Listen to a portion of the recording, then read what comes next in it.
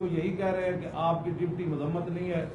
ہاں، وزیر خارجہ کا کام مذمت نہیں ہے. وزیر خارجہ اس کو بلا کر کہے کہ آج سفیر نکل یہاں سے، ہم اپنا سفیر واپس بلا رہے ہیں. عمران کا کام، جس کو خاتم النبیین نہیں پڑھنا آیا، اس کو کیا پتہ ہے کہ وَلَئِنْ سَأَلْتَهُمْ لَيَقُولُنَّ إِنَّمَا كُنَّا نَخُوضُ وَنَلْعَبُ، کہ جاتے ہوئے منافقوں نے کیا بات کہی تھی.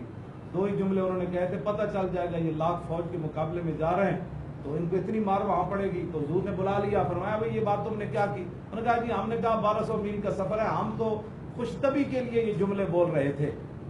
تو اللہ نے فرمایا قُلْ أَبِاللَّهِ وَآيَاتِهِ وَرَسُولِهِ كُنْتُمْ تَسْتَهْزِئُونَ، کیا اللہ ہی رہ گیا ہے، اس کا رسول ہی رہ گیا ہے، کیا قرآن ہی رہ گیا تمہارے مذاق کرنے کے لیے؟ تو ہم پورے کفر کو یہ آج بات کر رہے ہیں کہ استہزاء کرنا ہے تو ہمارا استہزاء کرو.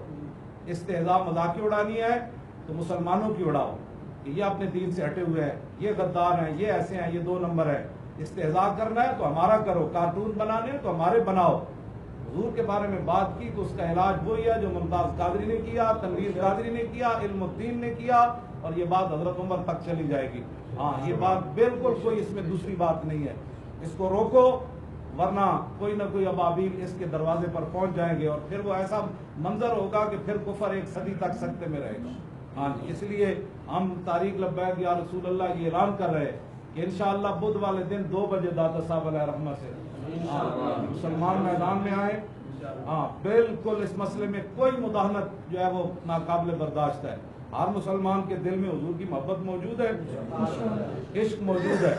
ہاں جی، اس میں کوئی ہمیں تقریر کرنے کی ضرورت نہیں ہے. سارے مسلمانوں کو پتہ ہے، ہر بندے کو پتہ ہوتا ہے کہ میں نے اپنی ماں سے کیسے پیار کرنا ہے. ہاں، ہر بندے کو پتہ ہے میں نے اپنے باپ کی عزت کیسے کرنی ہے. تو اس میں کوئی بتانے والی بات نہیں ہے کہ حضور سے پیار کیسے کرنا ہے.